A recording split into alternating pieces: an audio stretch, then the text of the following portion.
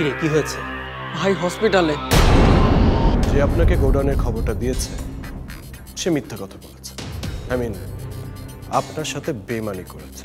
বাঁচার কোনো পথ না পেয়ে আমাকে ধোঁকা দিতে চাচ্ছেন, তাই না? কোনো লাভ নেই।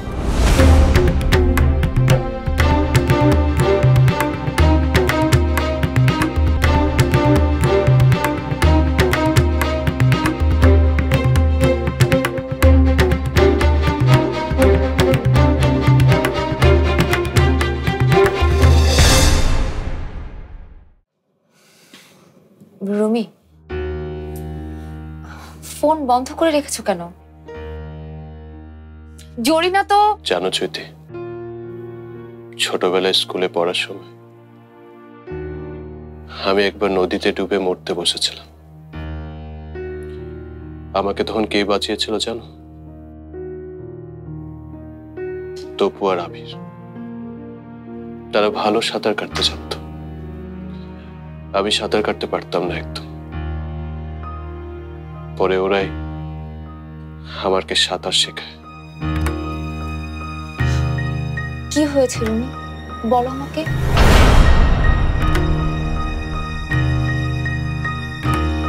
মামুন খেতে খুব ভালোবাসে। বেশি ওজনের কারণে সে অনেক সময় দেয়াল টপকাতে পারে না। আমি, তপু, আবির আমরা গিয়ে পিকনিকের জন্য মুরগি চুরি করে আনতাম। ক্লাস 7-এ আবির আমাকে খাতা না দেখালে তো আমি অঙ্কে পাশই করতাম না। হঠাৎ এসব বলছো কেন রুমি? কি হয়েছে তোমার, আমাকে খুলে বলো। তোমার এমন মন খারাপ দেখলে আমার কিছু ভালো লাগে না। আমার পাতা ফাঁদে শিকার ধরা পড়েছে চৈতি। কে? রুমি আমাকে বলো কে?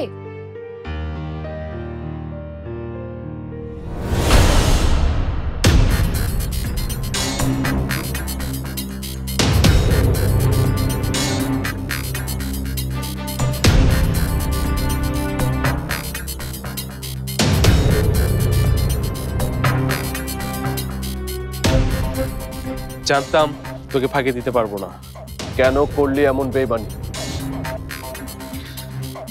তুই সত্যি জানিস না কেন করেছি? আমরা এখানে কি করছি রুমি?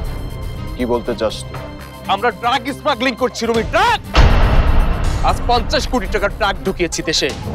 এটা আমাদের কাজ। এটা আমাদের কাজ নয় রুমি। স্মাগলিং তুই মমির করেছিস, কিন্তু কোনোদিন ড্রাগ স্মাগলিং করিসনি। কেন জানিস? কারণ তুই প্রিন্সিপাল রহমত আলীর ছেলে। টাকার প্রয়োজন তুই বুদ্ধি খাটিয়ে মিটিয়েছিস, কিন্তু কারো ক্ষতি হয় এমন কোনো কাজ করিসনি। ওইসব আমি ভুলে গেছি আবির। তুই ভুলিসনি দোস্ত, তুই কিচ্ছু ভুলিসনি। ভুলে গেলে তুই এখানে এসে অসহায় মানুষের পাশে দাঁড়াতি না, তাদের সাহায্য করতি না। তুই কিচ্ছু ভুলিসনি রুমি। ওসি সাহেবের সাথে আমার কথা হয়েছে। এই চালানটা ধরিয়ে দিয়ে স্যালেন্ডার করলে উনি বলেছেন আমাদের সাজা যেন কম হয় সে চেষ্টা উনি করবেন।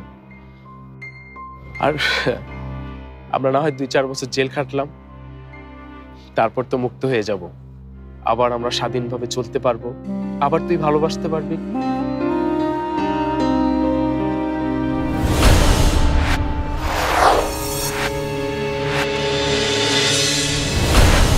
হ্যাঁ দোস্ত, তুই আবার তোর প্রিয় মানুষটাকে ভেবে কবিতা লিখতে পারবি।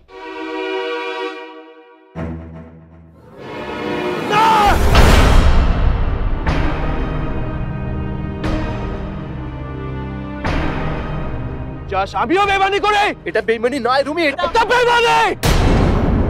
কি কাজ করতে হবে সেটা জেনে বুঝে আমরা এখানে এসেছি।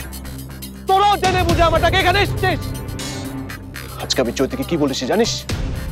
আমার বন্ধুরা কোনোদিন আমার সাথে বেইমানি করতে পারে না। প্রয়োজনে আমার জন্য জীবন দিতে পারে। আমিও পারি, তোর জন্য আমরা জীবনও দিতে পারি। তুমি তুই এই লাইন ছেড়ে দে রুমি। না, আমি প্রতিজ্ঞা করেছি আমি খলনায়ক হব। আমি তোকে খুব ভালো করেছি। তুই কবি, তুই প্রেমিক, তুই খলনায়ক হতে পারবি না, কোনোদিনও পারবি না। পারবো। এসব কবিতা ভালোবাসা আমার জন্য না। আমাকে আমাকে খলনায়ক হতে হবে। হতে হবে।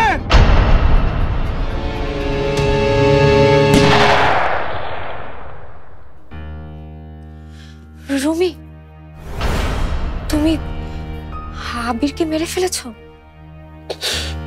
হ্যাঁ,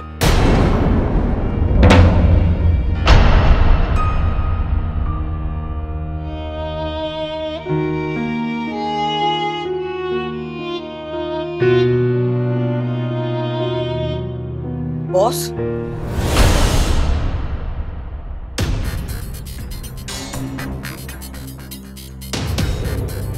আপনি আবির বাইরে মাইরা ফেলাইছেন? মামুন ভাই, কথা কইতেছেন না কেন? আপনি সত্যই আবির বাইরে খুন করছেন? ও আমাদের সাথে বেইমানি করেছিল মামু। বেইমানি করতে তো তারে আপনি শাস্তি দিতেন, আমগরে কইতেন। আমরা তার ঠ্যাং ঠুং ভাঙা হাসপাতালে ভর্তি করতাম, আবার দেইকা শুননা তারে ভালো করতাম। তাই বলে আপনি তারে জানে মাইরা ফালাইলেন? তুই ভুলে গেছিস, এটাই আমাদের দলের নিয়ম। নিয়ম? ঠেক টাকালের বন্ধুরে মাইরা ফালানো কি এর নিয়ম? আরে আপনি তো এখন বস, নিয়ম তো আপনি বানাইবেন। হ্যাঁ, আমি বানাবো, আর আমি যেটা ভালো মনে করেছি সেটাই করেছি। এই তপু, এই মামুনকে বুঝা, অন্তত ওর মতো ছেলে মানুষই তুই করবি না। যে জগতে আমরা আছি, যে কাজ আমরা করছি, সে কাজের সাথে বেমানির ফল কি সেটা অন্তত তোদের জানা উচিত। আমি সবই বুঝতে পেরেছি, কিন্তু আবির তো আমাদের দলের অন্য 10 জনের মতন না। আমাদের খুব কাছের বন্ধু, ছোটবেলার বন্ধু। ওকে তুই জানে না মেরে অন্য কোনো শাস্তি দিতে পারতি। আমার কোনো উপায় ছিল না। মামুন, চল এখান থেকে। ও জামুই তো, থাকুম না আর আমি আপনাকে লগে। সারা বন্ধুরে মাইরা ফালাইতে পারে, তাকে লগে আমি আর থাকবো না। দৈরান না মারে, আপনাকে কাউরে আমি বিশ্বাস করি না, কাউরে না। মামুন, চল এখান থেকে। ওকে আমি নিয়ে যাচ্ছি রুমি, কিন্তু আবিরকে মেরে তুই কাজটা ঠিক করিসনি। এসব নিয়ে আমি তোদের সাথে পরে কথা বলবো। এখন মামুনকে নিয়ে তুই যা। থাক ভাই, হেরে আর কিছু করেন না। এটা এখন আর আমাকে বন্ধু নাই, ভাইও নাই। হ্যাঁ, এখন বস। চলেন ভাই।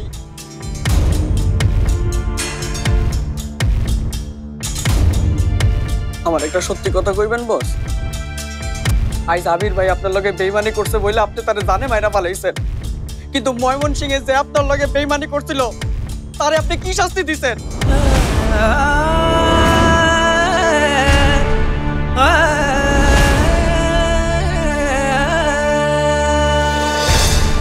বুঝছি।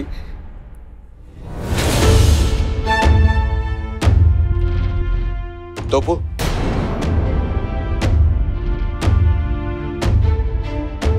ওর দিকে খেয়াল রাখিস।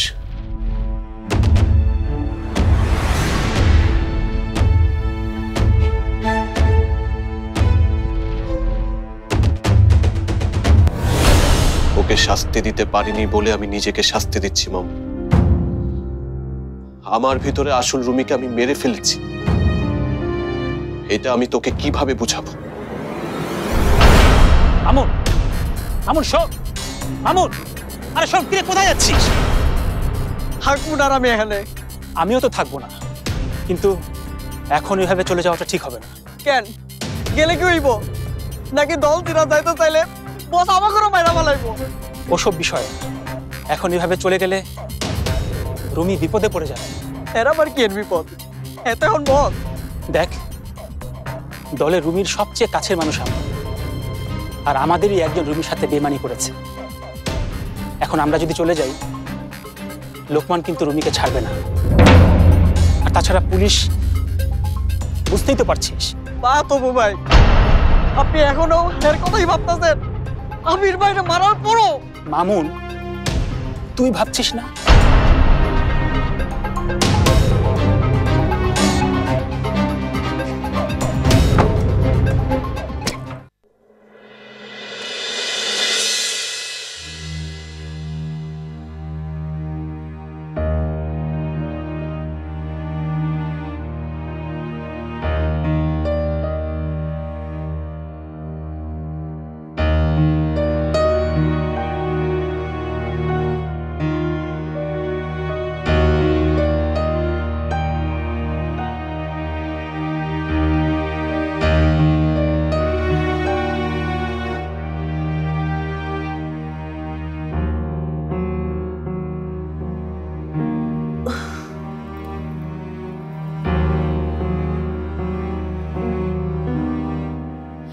উঠিস না উঠিস না। কি হয়েছিল? কাল রাতে বৃষ্টিতে ভিজে জ্বর এসেছিল তোর। কয়টা বাজে? 8:30। তুই আর একটু শুয়ে থাক, আমি তোর জন্য নাস্তা নিয়ে আসছি। তুই উঠে ফ্রেশ হয়ে নাস্তা করে নিস। উঠতে মানা করলাম না? ডক্টর আঙ্কেল বলেছে আজ সারাদিন তোকে রেস্ট করতে।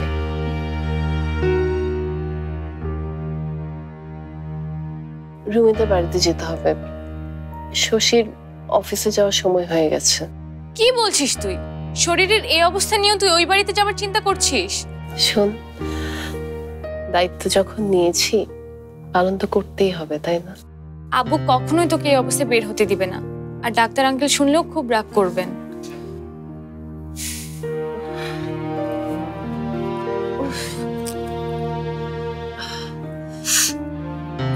যা বলার আমি আব্বুকে বলবো। তাহলে তুই আমার কোনো বারণই শুনবি না?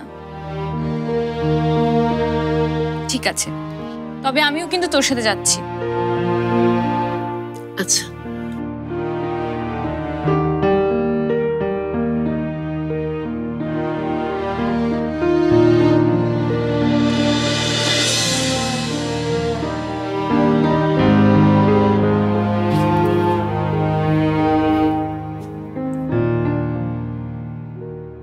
কি হয়েছে মা? মেঘ তো এখন এলো না, কখনো তো এত দেরি করে না মেয়েটা।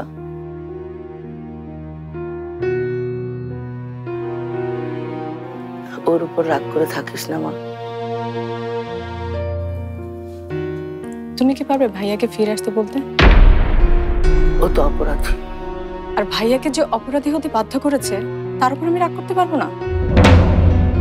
মেঘাপুর উপর আমি কোনো রাগ পুষে রাখিনি মা। আমি তো তোমাদেরই মেয়ে, শুধু এটা বলতে পারি না যে ভাইয়ার আজকের এই অবস্থার জন্য উনি দেয়। দাঁড়াও,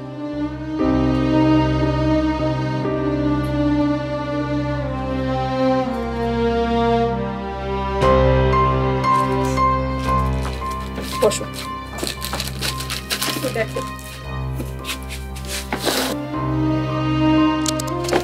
এই যে দেখো, এই শাড়িটা আমি মেঘাপুর জন্য কাল কিনেছি, আর এটা ভাইয়ার জন্য। এই দুটোর একটাও কে পরবে না। একজন পরবে না শাড়িটা সস্তা বলে, আর আরেকজন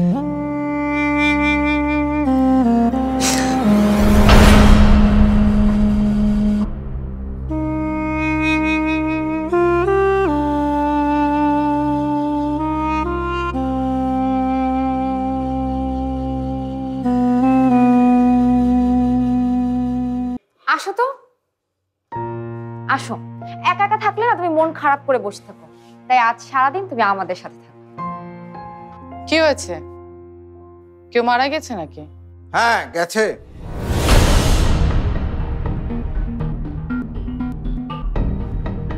আমাদের দলে যে বেঈমানটা আমাদের খবরাখবর পুলিশকে দিত, তাকে ধরে মেরে ফেলেছে রুমি। তাই নাকি? তা বেঈমানটা কে? আবির। আমি তোমার কাজে খুব খুশি হয়েছি রুমি, তাই আমি একটা ডিসিশন নিয়েছি। বন্দরের পাশাপাশি তুমি এখন আমাদের রিয়েল এস্টেটের কাজটাও দেখবে। কিন্তু এটা তো আমি দেখাশোনা করি। এখন থেকে আর করবে না। রিয়েল এস্টেট ব্যবসাটা প্রথম থেকে আমাদের লস করে। এখন এই লস কাটিয়ে উঠতে হলে আমাদেরকে সেই জায়গায় এমন একজনকে বসাতে হবে যে কোনো ডিসিশন নিতে পারে। তাহলে এখন থেকে আমি কি করব? তুমি সংসার সামলাবে। খুব ভালো সিদ্ধান্ত নিয়েছ আজিম সাহেব। যারা তোমার বিশ্বস্ত তারা সংসার সামলাবে, আর বেঈমানগুলো সামলাবে তোমার বিজনেস। যা বলবেন একটু ভেবে চিন্তে বলবেন প্লিজ। ভুল কিছু বলেছে নাকি? বলেছেন। যাকে আপনি বেঈমান বলছেন সে আমাদের দলের জন্য নিজের ছোটবেলার বন্ধুকে খুন করেছে। এসব বিষয় নিয়ে আর কোনো কথা বলবো না তো চৈতি। স্যার, আমি আপনাদের আর কোনো কাজ করব না। কে কোথায় থাকবে সেটা আমি ঠিক করবো রুমি। না স্যার, এবার আমারটা আমাকে ঠিক করতে দিন। কেন তুমি সবকিছু ছেড়ে দিতে চাচ্ছ? কারণ যে আমাদের দলের সাথে বেইমানি করেছে সে আমার ছোটবেলার বন্ধু, আর এটা আমি কোনোদিনও ভুলতে পারবো না। কিন্তু তাকে তো তুমি তার প্রাপ্য শাস্তিই দিয়েছো। হ্যাঁ দিয়েছি, আর সেটা করতে গিয়ে আমি আমার ছোটবেলার বন্ধুকে খুন করিনি, আমি আমার একটা অংশকে খুন করেছি। এখন আমি পঙ্গু, তাই আমাকে আপনারা জোর করুন।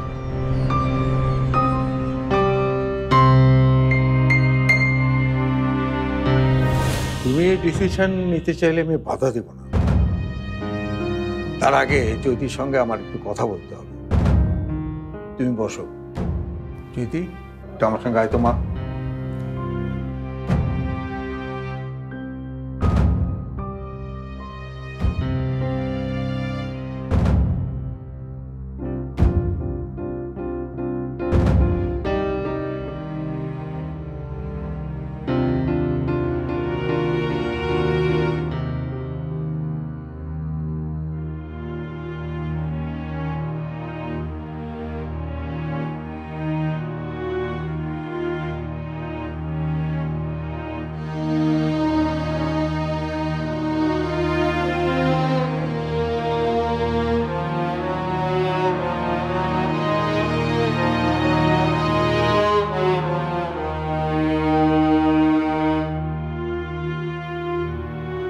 মামুন ঠিক আছে তো?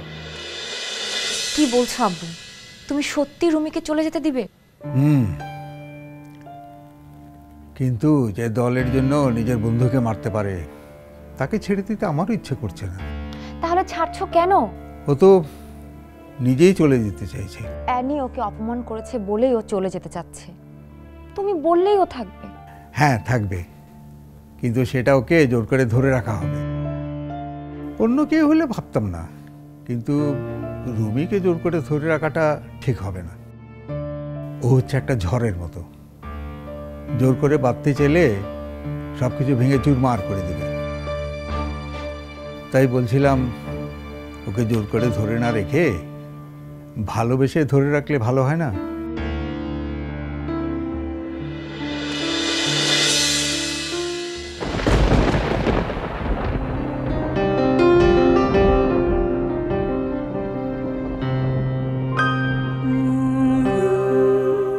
তবু হাওয়ার কাঁপন তোমার এলো চুলে, দেখতে পেলাম আমার এই কোন আজব খেয়াল।